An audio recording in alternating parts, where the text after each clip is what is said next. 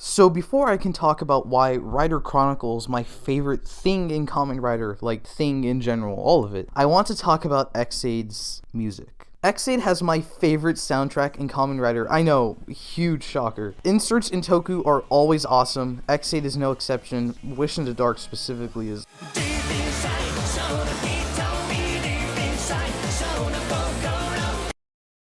But what I'm really talking about is the background tracks, and not just any background tracks, all of which are really good, but the ones specifically tied to the riders are very hot. What they've done here, and by they I mean the geniuses working on the show, is give each rider this specific leitmotif or melody that's unique to them, and with every form that melody changes and evolves, which I think a lot of Kamen Rider soundtracks do, at least recently. But the thing with Ex-Aid is it uses the different form video game motifs. So all of the level 1 themes sound like classic 80s music.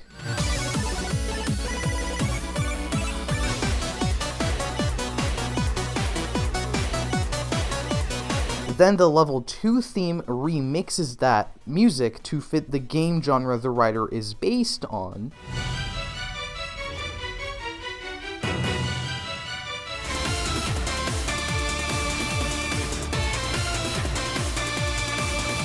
Level 3 remixes once again to be based on the different genre of the new armor.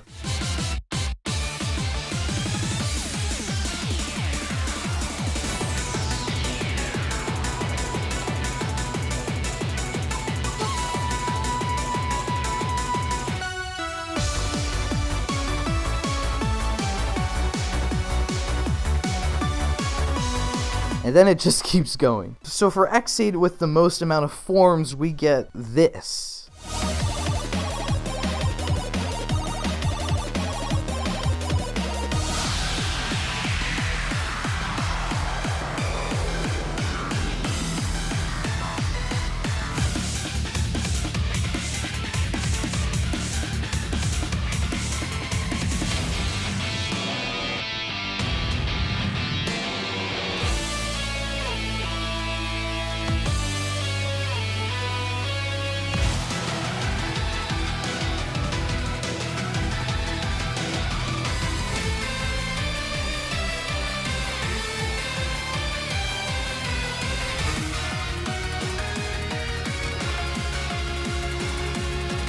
It's hard for me to pick a favorite because they're all so drastically different from each other and they're all so awesome, but since hearing Brave's level 50 theme music that only ever plays when he's in level 100 and the specific one from True Ending is what got me interested in the soundtrack in the first place, so I guess it's my favorite.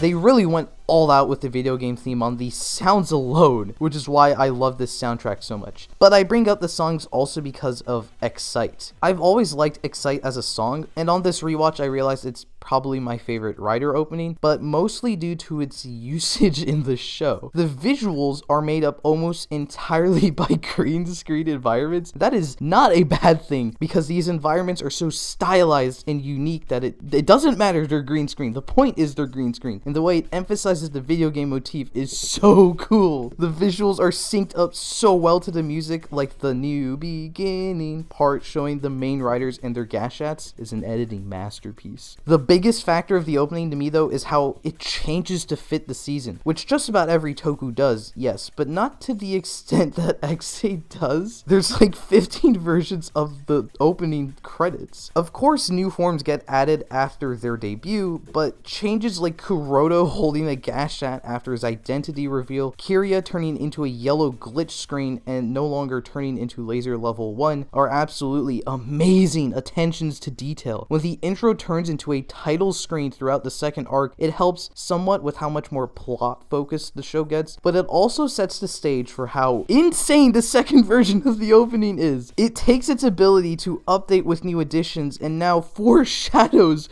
what's to come. So Perfect Knockout appears a few episodes early in shadow, and then it becomes fully lit after its debuted. Cronus appears almost 10 episodes before his debut because he's in that little TV screen, and he replaces Paradox as a shadowy figure. Kuroto gets a new glitch screen to match Kiria, and both are phased out after their revivals, or they turn back to the light in Kiria's case. On first viewing, there's a lot of familiar shots, so you may think like, oh yeah, I remember that part from the first opening. But then you compare the two, and they're actually like all entirely new takes, to the point where this is kind of like an entirely new opening that still manages to change 5 episodes in a row. The editors are a bunch of hella extra mad geniuses, and I love that. And it ties into why I love Kamen Rider Chronicle in this arc. Why do I love Kamen Rider Chronicle so much, you may be asking? A big part of it comes from the ride players. Mass-produced, kinda sorta extra Kamen Rider soldiers have always been one of my favorite concepts in this franchise. It turns normal foot soldiers that are usually easily disposed of into more threatening presences, and typically it's a sign of the world getting shaken up as some big company starts doing things or whatever.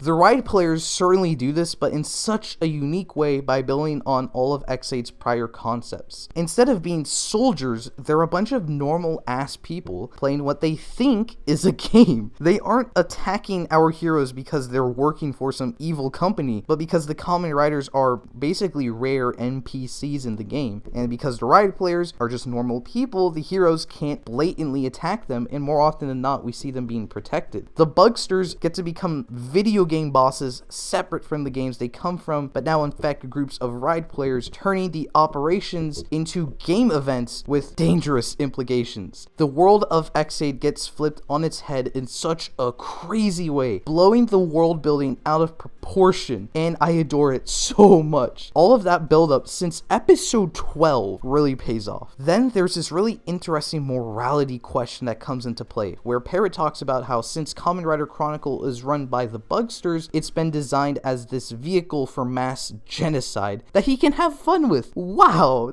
calm down. It really makes you wonder then how bad Kuroto really was. Like, obviously he killed people, he saw people as lesser than him, he was a bad dude. But theoretically, while his version of Rider Chronicle would still have players' lives on the line, it wouldn't be intentionally designed to wipe humans out and be more fair to both sides. So Kuroto kind of becomes the lesser of two evils, which sets up his later redemption. But also the idea that no matter what, the Kamen Riders were destined to lose to Kamen Rider Chronicle. So then the show gets to play around with the insane new world it's created, and it's awesome. After it's set up how people are literally dying from the game, the idea that they can be revived by beating the game comes into play. So instead of patients like the first half of the show, we get ride players as patients that are trying to revive someone they already lost to the game, from old friends to parents to even kids. Seeing this fallout of a bunch of off-screen deaths is honestly so much more powerful than if we saw them all on screen, because it just adds to the insanity and scope of this arc. Then we get to see Nico finally do stuff by becoming a ride player herself, and she gets to show off her pro Fortnite gamer skills by becoming the first ride player to win a Gacha trophy, and like the only ride player to win Gacha trophies. Making Gacha trophies only obtainable by ride players is a really clever way to make her like really important, but it also makes so much sense within the context of the world because the Kamen Riders are technically part of the game, so when they defeat a Bugster, it's basically just like a cutscene, I guess. I will admit this is a part of the story I wish was built upon more, because Nico's the only one who collects the Gacha trophies, mostly off screen. I think it would have been cool to see the other players collect the trophies, since we see the Bugsters can keep respawning, and presumably other players can keep getting trophies. So maybe at one point they could all rally together against the Bugster operation as a unit, pooling their Gacha trophies together. However, it was still really cool to see Taiga get more development and finally admit that he cares about Nico, and then he really helps her get the Gacha trophies as sort of this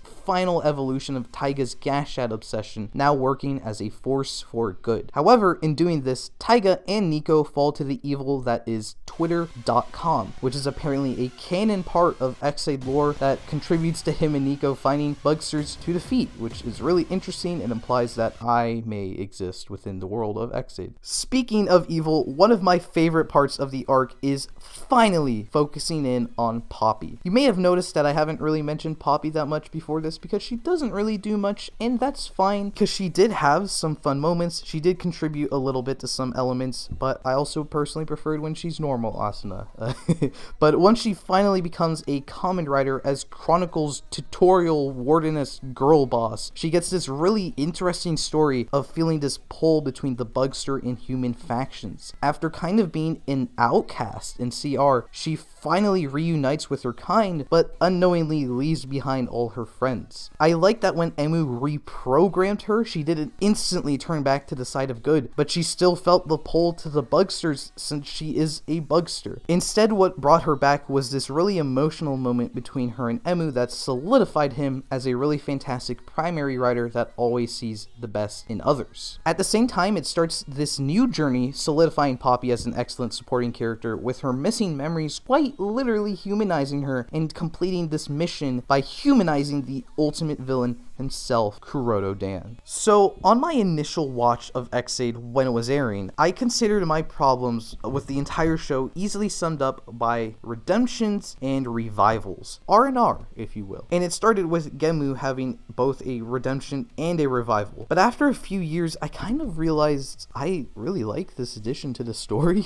For starters, it's not actually a redemption. Emu straight up tells Kuroto that he will never forgive him, and Kuroto says he will never ask for forgiveness. It's really just a means to an end, and to get rid of Kamen Rider Chronicle for both parties, just with different reasoning. Everything Kuroto does to help the doctors save the world from the game is just part of his plan to remove the blighted version of his beloved Kamen Rider Chronicle. And even after the show, we see that he returns to being a villain, just like he basically promised, and they don't trust him throughout the whole show, so he doesn't get redeemed. But then, the very idea of the revival itself is very necessary to the story, as it completes Poppy's arc of becoming more human as a Bugster, provides more exposition on Rider Chronicle, introduces Level 0 in a very natural way as another one of Kuroto's backup plans, and the topic of reviving people creates one of my favorite scenes in the entirety of Kamen Rider. I love the conversation Emu and Kuroto have regarding life. How Kuroto is quite literally treating life like a game and creating multiple lives, cheapening the single lives that Doctor like Emu strive to save every day. In this moment, I realized the true genius of combining doctors and video games in one season, how what seemed like two wildly different motifs actually mesh perfectly. In most video games, you can respawn as often as you like, as death really has no meaning, it's just a game. In reality, you only get one life, and doctors work to prevent death. If death is pointless, then not only are doctors pointless, but life itself is kind of pointless, right?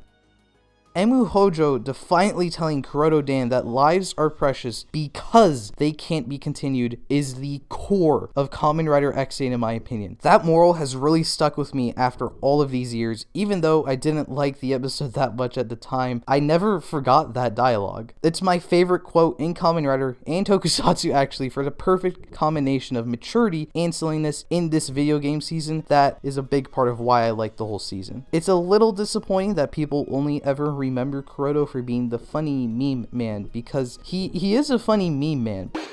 But he's only ever the funny meme man for like a few seconds of an episode, and his impact on the world of Ex-Aid after his revival has much more serious implications than that. The hero and villain interactions actually play a huge role in what makes the rest of this arc awesome, starting with Masamune Dan as Kamen Rider Cronus, who has one of the best debuts ever. The episode is structured like the beginning of the end for Kamen Rider Chronicle, as the characters gear up for the arrival of the final boss and discuss how Kamen Rider Cronus holds the power they need to complete the game. Then, after being foreshadowed as a character since episode 12, Masamune just shows up in the middle of the fight and claims the power needed to complete the game, but just uses it to keep the game going. I love how unique they made his personality as a true CEO of Genmu Corp that's only on the side of the company, not the doctors or even the bugsters. Referring to every character by their highest level gashat is not only just a fun character quirk, but it also speaks volumes about the kind of businessman he is. A businessman that has no care for human life and views everyone as a product. Not dissimilar from his son. Also not dissimilar from his son is his insane foresight, where he infected himself with the virus he discovered in Y2K for some reason. That, I will admit, is a bit of foresight that's a little bit weird. But it doesn't matter. I liked how his whole personality plays into his personal interactions, where he tells the bugsters to just keep doing what you're doing. doing? They're the villains of the game. You keep the game going, just don't die. While he tells the doctors that, you know, you've got a point not trusting me, but don't worry, I've got this Master Gashat that lets me kill the bugsters I just told don't need to die. His most prominent addition to Ex-Aid is, of course, his ability to pause, which is just one of the most beautiful powers I've seen, like, ever. I genuinely don't know how they've created a lot of these shots, and it's so cool. To me, his most iconic moment will always be the death of Lovlika. He's just always been my least favorite part of Ex-Aid in its entirety. He's kind of annoying, and despite being one of the few complete bugsters, we never learn who his host was, when he was completed, or what he was doing up until he became the new CEO somehow. So Cronus annihilating his ass is already really cathartic, but then the whole thing is presented like this.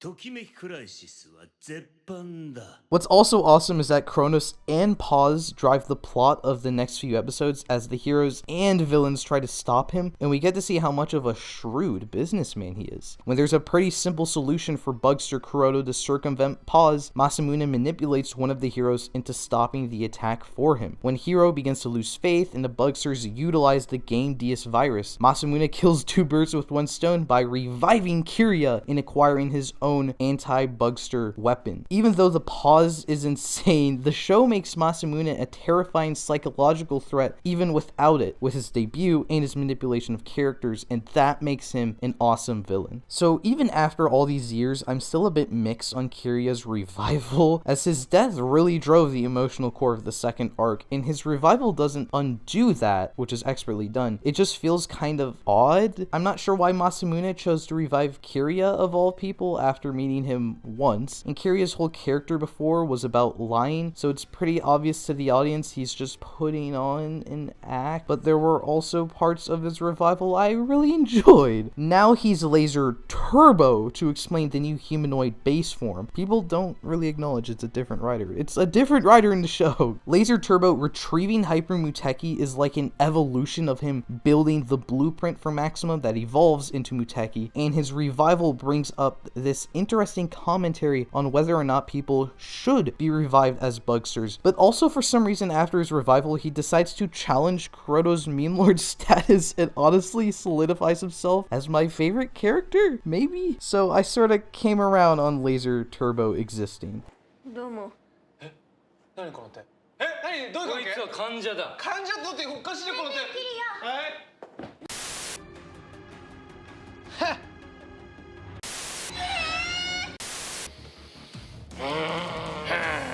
ってたく。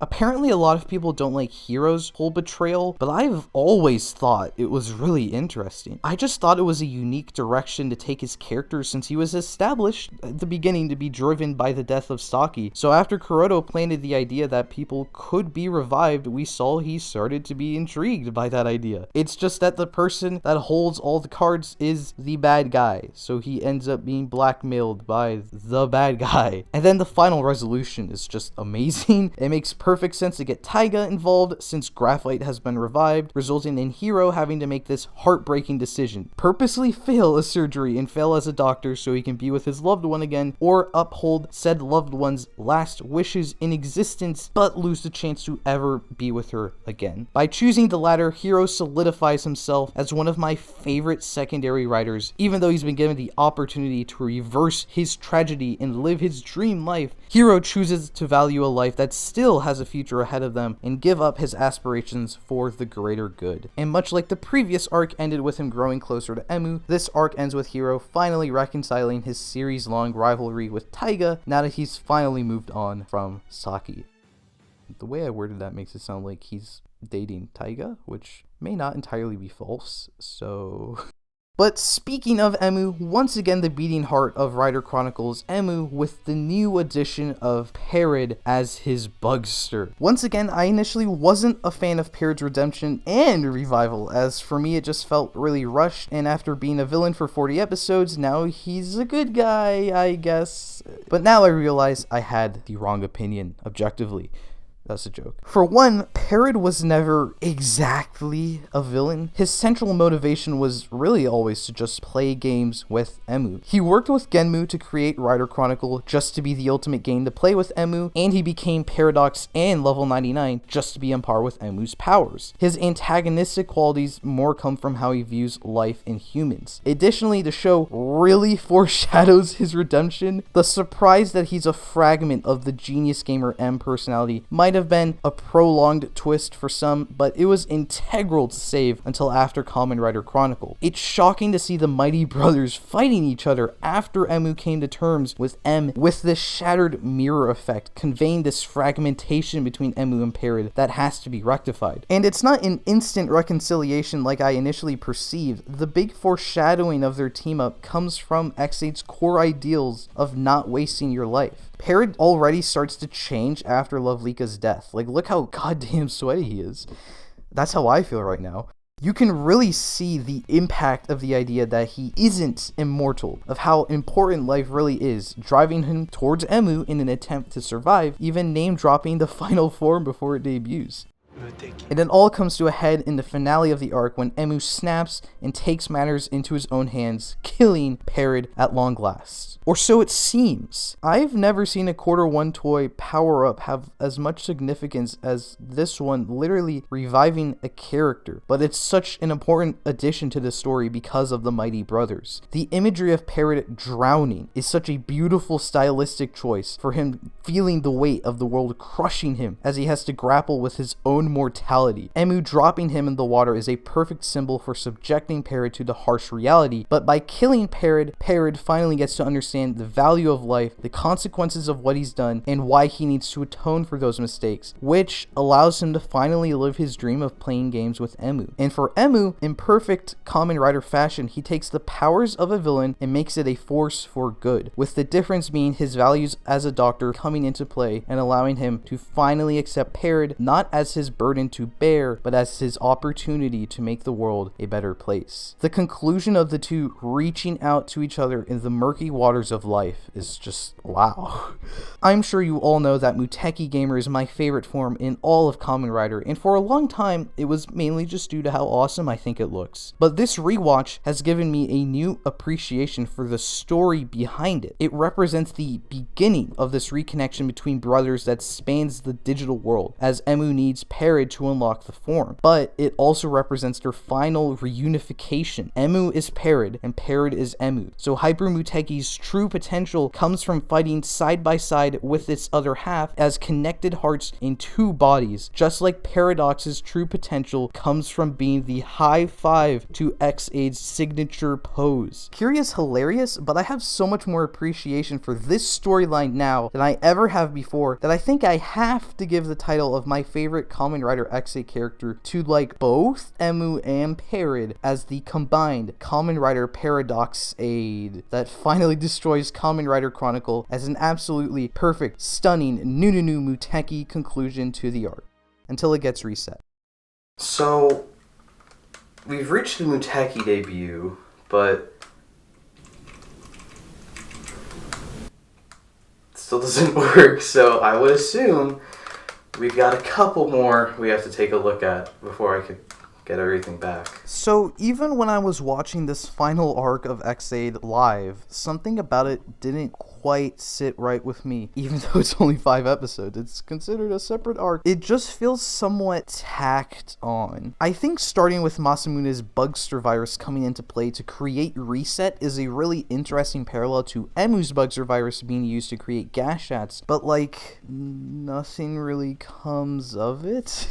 We've just lost Muteki Gamer for an episode and that's really it. Oh hey, look at that. Then the fight with Gamedeus we've been building up for so long lasts only an episode, and it isn't even on screen most of the time. Gamedeus Cronus is awesome, but awkwardly survives a big fight just to gain a random CG monstrosity power just to make the final boss normal-ass Cronus. And then the revivals get really wild, with Parrot and Poppy both making beautiful sacrifices in the same episode, only to get revived in the very next episode. Thankfully, none of this undoes how great the previous arcs were. It's just like after all this momentum, it's disappointing to have so many strange choices bring everything to a screeching halt. It's like every episode introduces a really intriguing idea but doesn't do enough with it and then forgets it by the next episode, so the episodes feel oddly episodic, but not really. Even if just one of the ideas got allowed to carry over to other episodes, I wouldn't be as disappointed. Reset could have removed all of Nico's gacha trophies in a second episode with it, and then the writers would have to convince all the ride players to band together with their own gacha trophies to summon Gamedeus. Or maybe you don't have Reset at all, and after the writers just go through a few episodes of battling Gamedeus, Masamune comes back and steals Gamedeus' data to recreate his Cronus powers as Gamedeus Cronus. Or maybe just have Gamedeus be the final boss instead of having him in just one episode. One other thing I see people nitpick is like the part in the finale when Emu breaks through pause. That is weird, but I don't know, that's like the least thing I care about in this arc. It just kind of feels like a little stylistic choice, and maybe you could argue that's like Parrot and Emu working together create the powers of Hyper Muteki outside of Hyper Muteki. There you go. Despite these problems though,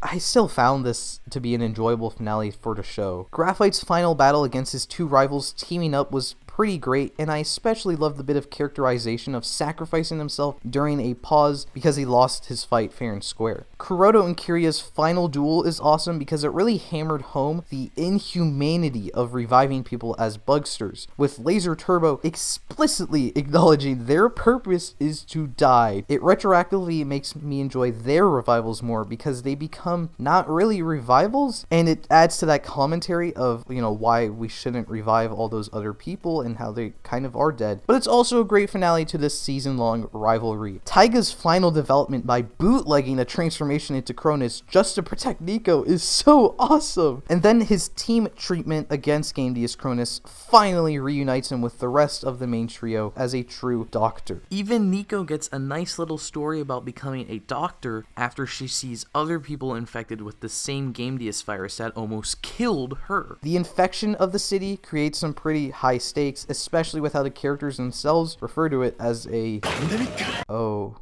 Poppy and Parrot sacrificing themselves with the vaccine to make up for the sins of the Bugsters' past is really sad, and genuinely their revivals are actually heartwarming. Like the piano remix of Ex-Aid that plays always makes me tear up a little bit. And I'm ignoring how, despite those revivals, the finale still has consequences. Those that were erased from Kamen Rider Chronicle and the Bugster virus stay erased. In a way, the heroes still lost at the end of it all, but now there's this hopeful feeling that everything will get better. Emu listing off the names of the erased, even Kujo Kiria and Dan Kuroto, just hammers home the show's themes of life and death and just adds to the final impact. But before we can get to that, we have two of the greatest final battles in Kamen Rider. The level 1 fight is absolutely ridiculous, but it's absolutely amazing how the show embraced this ridiculous aspect of its aesthetics with all the chunky little friends fighting and rider kicking together. But then the actual final fight, I mean, the fight is great. It would have been cool to see some other forms, but my favorite element of it is the fact it's just in the first minute of the season. I'm sure that this scene was originally filmed without any idea of what direction the show would take, maybe not even with the intent for it to become the final battle, but I am so happy they did this. To call this a callback is just wrong, because that scene from the premiere is the finale, and the final battle is the first scene of the show. It makes Kamen Rider Ex-Aid feel like this complete package of a show in a way I've never seen before in a Kamen Rider season, and I love it. And the most important factor to this and my overall enjoyment of Ex-Aid is the show's aesthetics. The Gashats are my favorite gimmicks in Kamen Rider. Each one has its own unique art that's beautifully drawn like an actual video game's cover art, and it ties into that world building from earlier. The activation sound plays this little snippet of a song, but then that snippet of a song gets expanded upon into the entire jingle in the belts, and it's perfect. Their usage in the drivers, projecting this image that matches the form, is awesome, just like the forms themselves.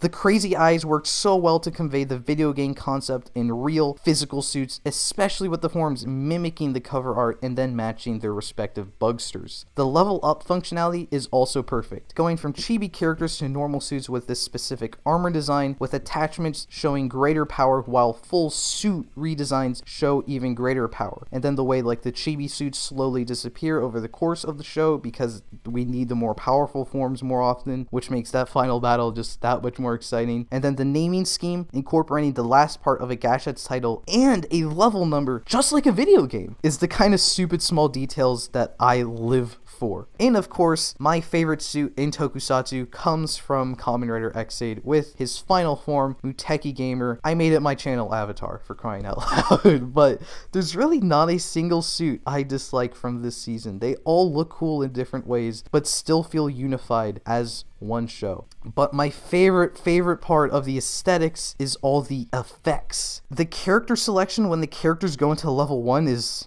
oh my god, I haven't stopped thinking about that since the first episode. What a perfect idea! And that effect continues on when they summon a weapon, when they stage select, it's so good. The stock footage transformations into the higher levels, each one drastically different depending on the genre or level of the game, is stunning. The game items and cartoon effects with the hits, perfect, game Korea imagery stays in every single fight scene, resulting in every single fight scene of the show feeling almost alive. Even the particle effects maintain this video game stylization and makes Ex-Aid arguably the most visually potent season of tokusatsu ever. And the finishers, this insane projection on the screen, all in your face, in the same font used for the cover art just for the audience to let you know, hey, there's an attack coming up, is the most awesome, crazy ridiculous thing ever, in its fucking perfection. And that's why Kamen Rider Ex-Aid is my favorite tokusatsu show ever. I've never really liked rewatching things, like why go back to something I've already seen? So I was scared to rewatch Ex-Aid for this video. I was scared like my opinion of it would get worse, maybe it wouldn't be my favorite show anymore. But after rewatching it, I kinda just wanted to rewatch it again. I could talk about this show for days, and it feels like I have already. There are so many small details that just add to the quality of the show, like the characters always keeping note of the number of gamer drivers, each rider having their own different catchphrases when they transform, the one-off characters playing into the writer's plot of the episode, the continuity of Build's cameo, me being in the show, and all that world building I've been mentioning. The character development is on point, with an intern maturing into a doctor, a surgeon learning to let go of the past, a radiologist finding a heart, a coroner discovering friendship, a nurse becoming human, a game dev becoming humble, a game player maturing empathy, and a virus learning the value of life. But what made Ex-Aid unforgettable for me is how it balances maturity and childishness. Oh yeah, it's definitely a child's show, and it doesn't shy away from that at all with those designs at its core, but it still manages to maintain this level of maturity by utilizing these nuanced concepts of morality, coming of age, love, grief, and life and death with respect to the video game tokusatsu elements in the show. I never thought the wacky premiere with a pink video game doctor I barely caught on YouTube in 2016 would have such a profound impact on me over 5 years later, to the point where it legitimately inspired me to pursue game development and instilled this love for the tokusatsu genre in me that's given me so many amazing experiences, friendships, and the ability to return to the show all these years later and have a ridiculously long discussion about it for my part-time job. This show is amazing. It's really inspired me, and I guess I was right all those years ago, because I definitely never forgot about Kamen Rider Ex-Aid, and as long as there's a ride to take, a mission to start, an operation to begin, or a game to clear with no continues, I will never forget this show. Well, I guess we've reached the end of our Ex-Aid journey, so it's time to give this a shot.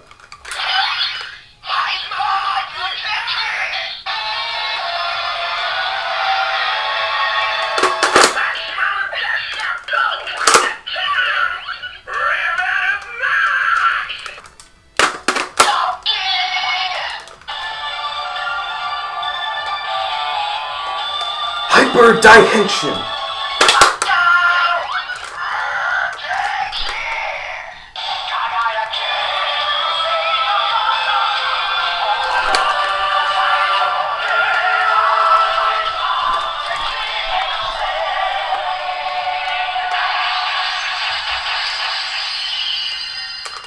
No, continue de clear shitaze!